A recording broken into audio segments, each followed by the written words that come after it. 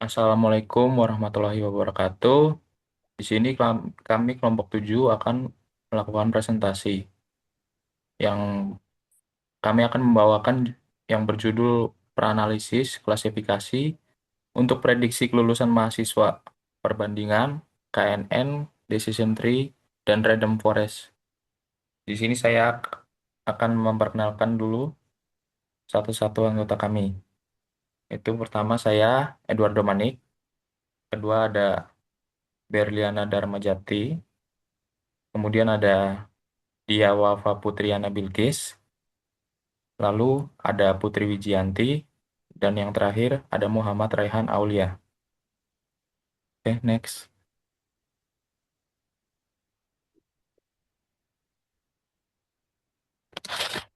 Di sini pendahuluan pendidikan tinggi merupakan fondasi penting dalam mencetak sumber daya manusia yang berkualitas dan berdaya saing di era globalisasi.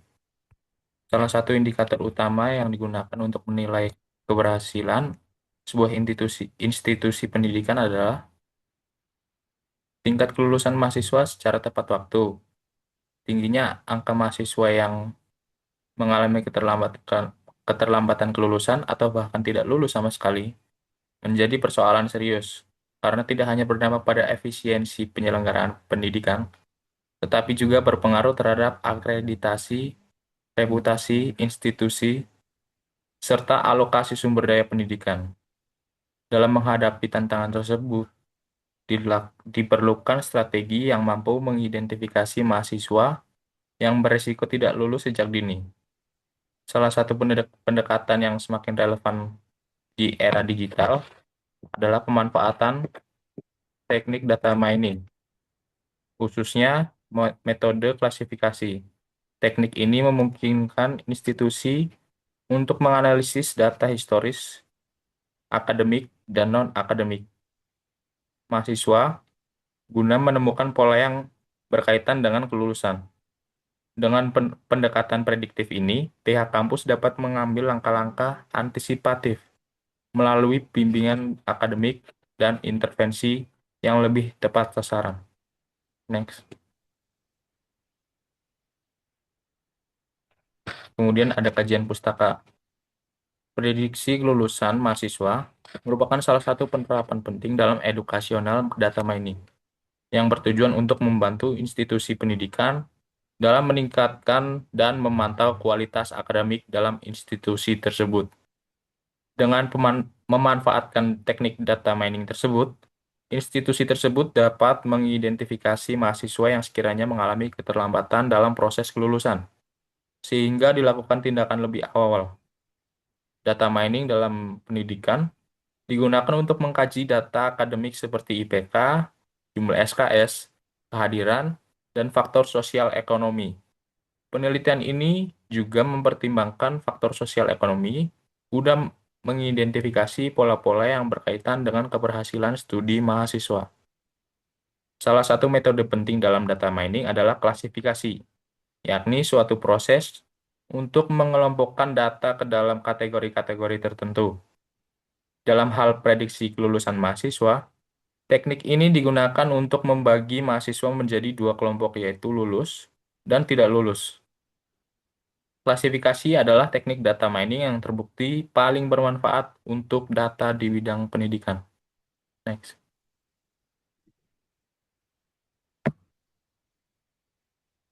Kemudian, dalam penelitian ini, data mining didefinisikan sebagai proses penemuan pola dalam data. Data yang digunakan adalah data kelulusan mahasiswa yang diambil dari sumber Kaggle yang bersifat open source. Penelitian ini menggunakan algoritma Key Nearest Neighbor atau KNN, Decision Tree, dan Random Forest. Penelitian ini menggunakan 3 jenis algoritma klasifikasi machine learning guna membandingkan performa terbaik yang dimiliki masing-masing algoritma untuk menghasilkan sebuah keputusan. Ketiga algoritma ini dipilih karena kemampuannya dalam menangani masalah klasifikasi, serta ketiganya memiliki perbedaan karakteristik dalam pendekatan pembelajaran yang digunakan. Proses dalam tahap data mining terdiri dari 3 langkah utama, yaitu data preparation. Pada langkah ini, data dipilih, dibersihkan, dan dilakukan preproses mengikuti pedoman dan knowledge dari ahli domain yang menangkap dan mengintegrasikan data internal dan eksternal ke dalam tinjauan organisasi secara menyeluruh. Next.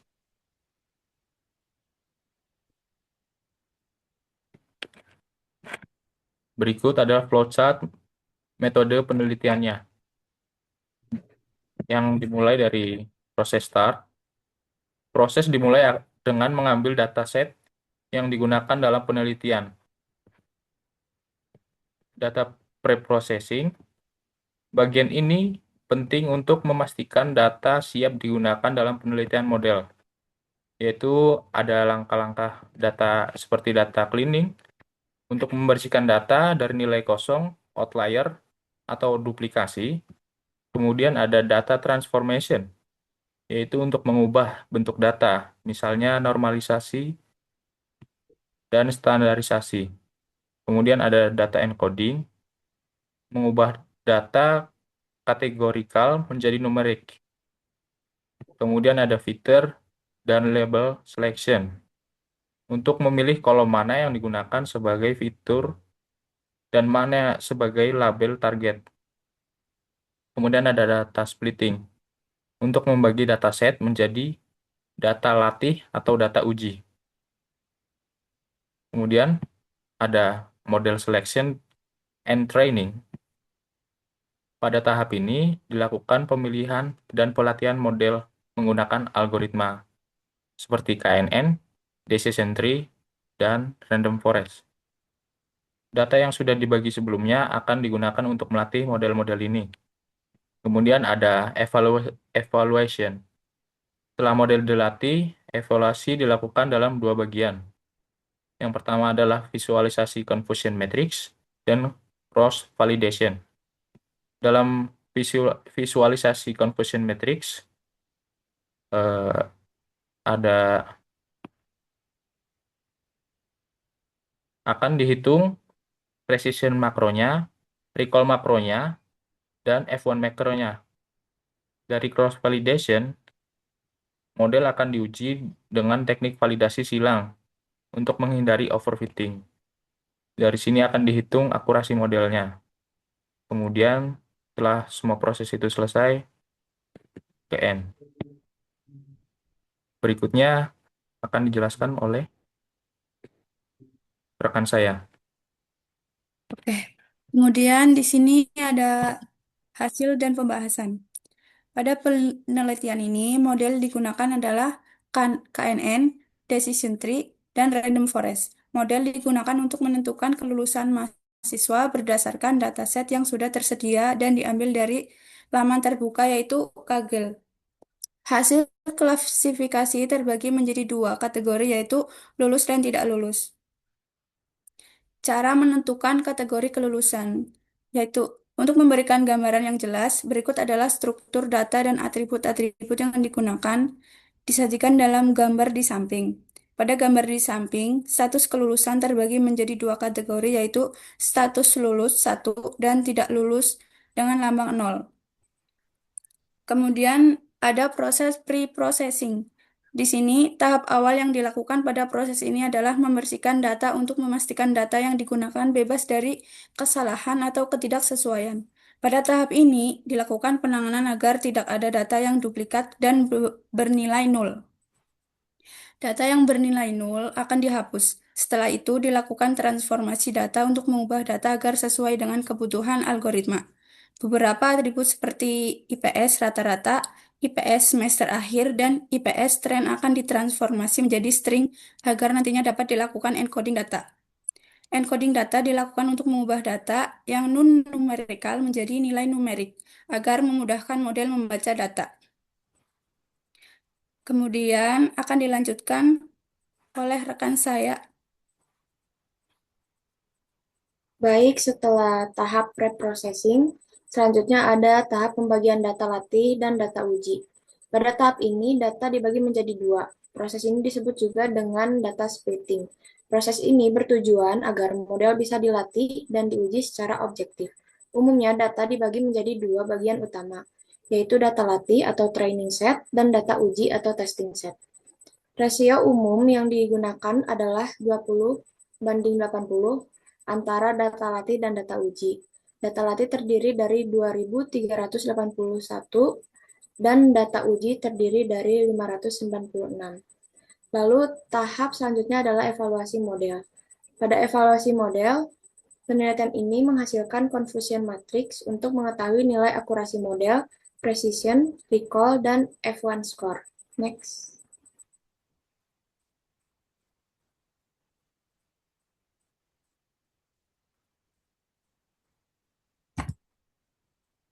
Next, Wiji. Oke, pada gambar di samping merupakan hasil pengujian yang KNN.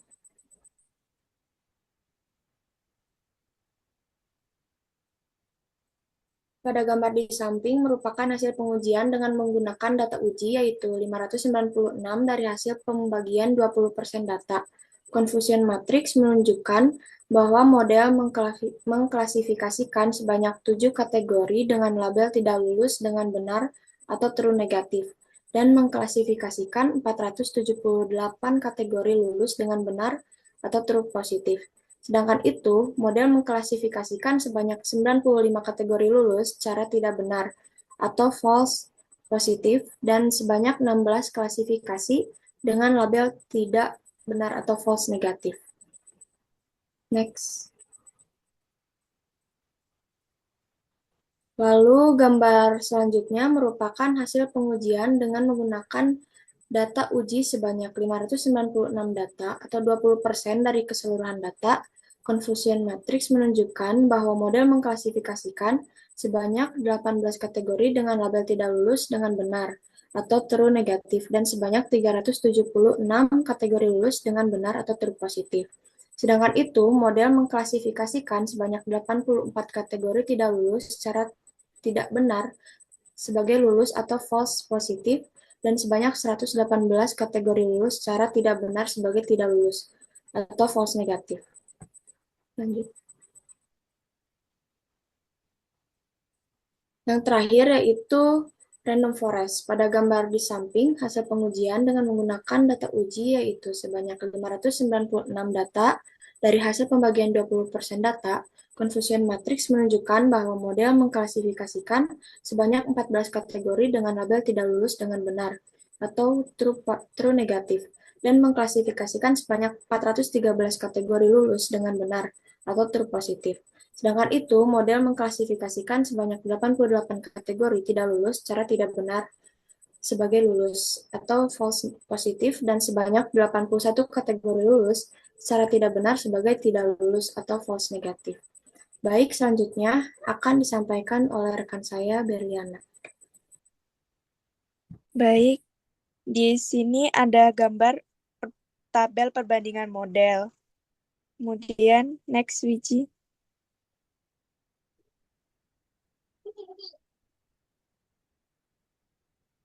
Perbandingan model. Dari tabel di atas, akurasi model adalah 0,80. Artinya, model berhasil mengklasifikasikan data dengan benar sebanyak 80% dari total data, menunjukkan bahwa model cukup baik secara umum. Rata-rata precision dari semua kelas adalah 51%. Model cukup buruk dalam memprediksi positif yang benar pada semua kelas, terutama jika precision tiap kelas sangat bervariasi. Recall dari semua kelas adalah 50%. Model hanya mampu mengenali setengah dari data positif untuk tiap kelas secara rata-rata.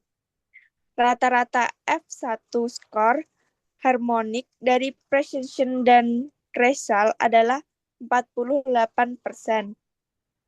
Model kurang seimbang dalam mendeteksi semua kelas.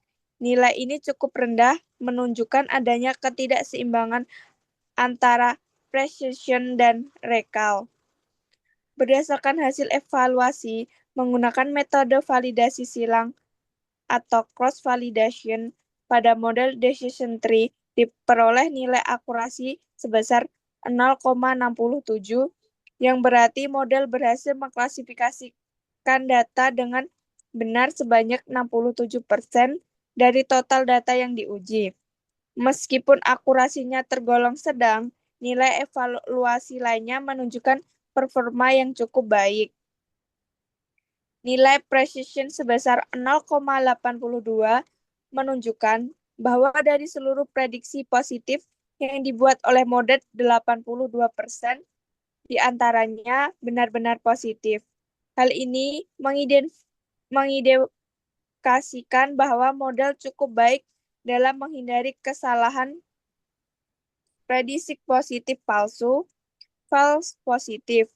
Sementara itu, nilai rekal sebanyak 0,77 menunjukkan bahwa model mampu mengenali 77% dari seluruh data positif yang sebenarnya menandakan performa yang cukup baik dalam mendeteksi kasus positif secara menyeluruh.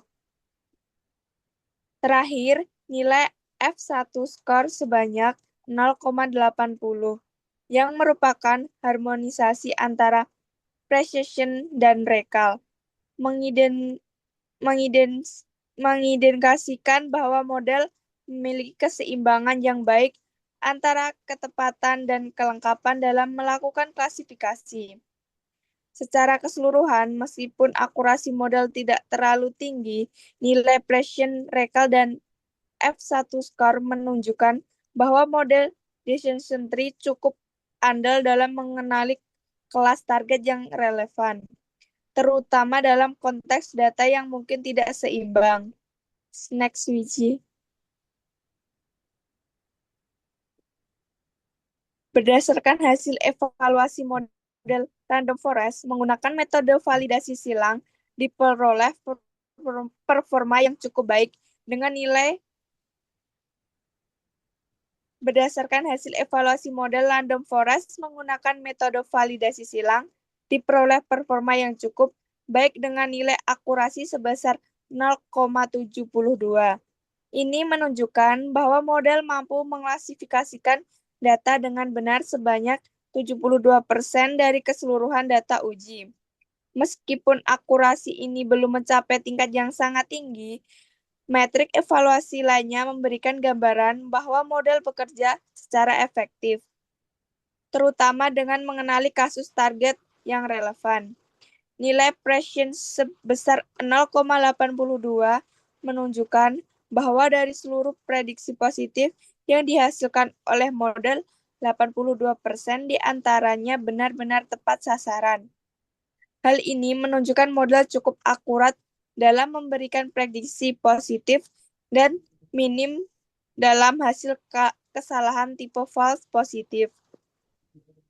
Di sisi lain, recall sebesar 0,82 menandakan bahwa model mampu mengenali 85% dari semua data aktual yang seharusnya klasifikasikan sebagai positif, menunjukkan performa yang baik dalam menangkap mayoritas kasus positif.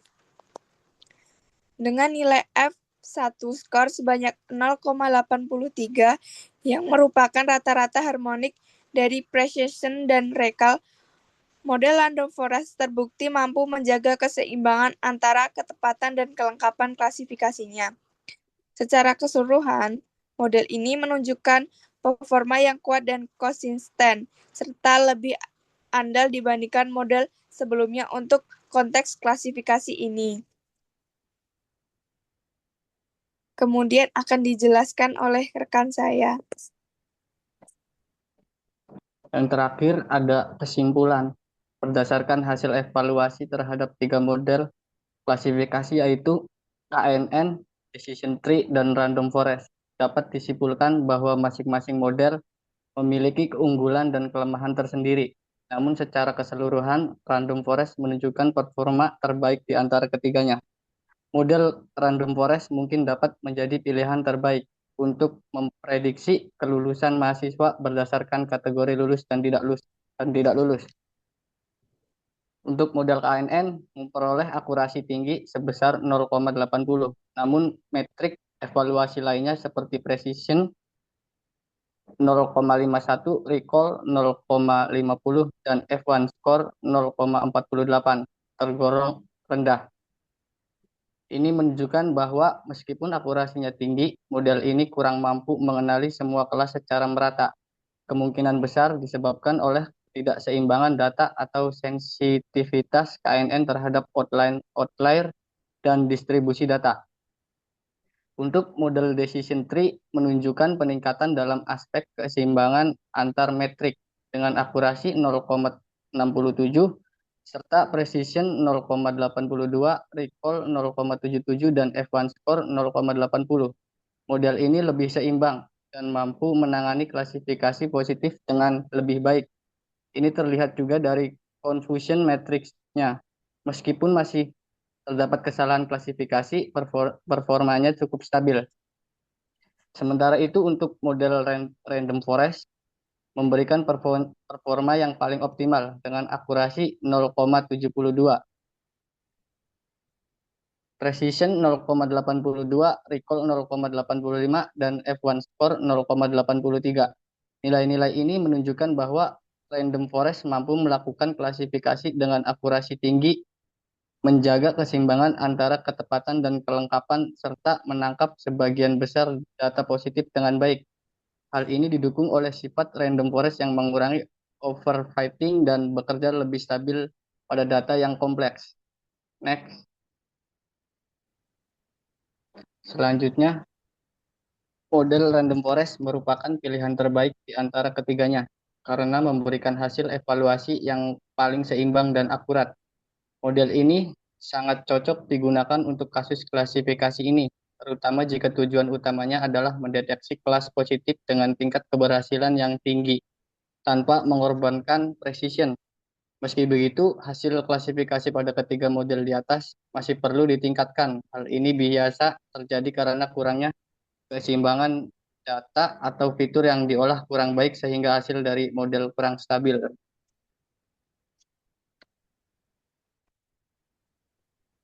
Next.